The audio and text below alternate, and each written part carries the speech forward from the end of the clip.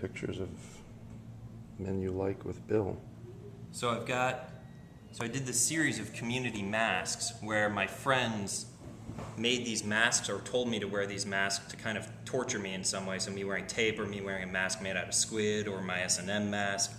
And then I previously did a series of portraits of guys that I like, standard portraits. And I tried to do it again and went out and started shooting my friends, and the portraits weren't looking good. So they weren't where I wanted at all for some reason.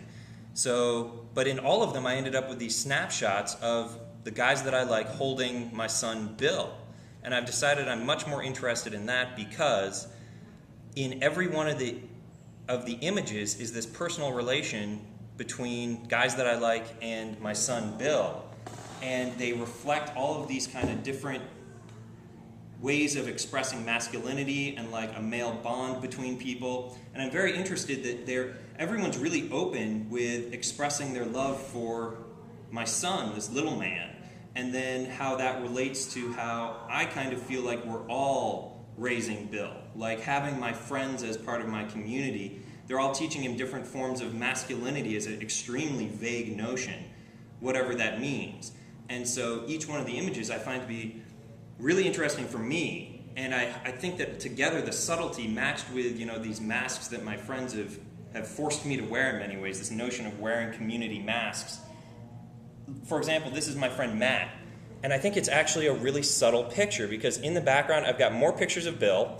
I invited him over to shoot his portrait, and he's this like tough MMA fighter. So he's got this skull jewelry on, and he has full sleeve tattoos. But the portrait that he liked most of him with Bill was him being goofy, like playing with Bill. And this is my friend Robert, and his portrait ended up being this kind of super sweet, soft portrait that is also more about him in some way. There's like a distance between him and Bill versus this other portrait that's very intimate between these two men that are important to me. This is Carol, he's an engineer.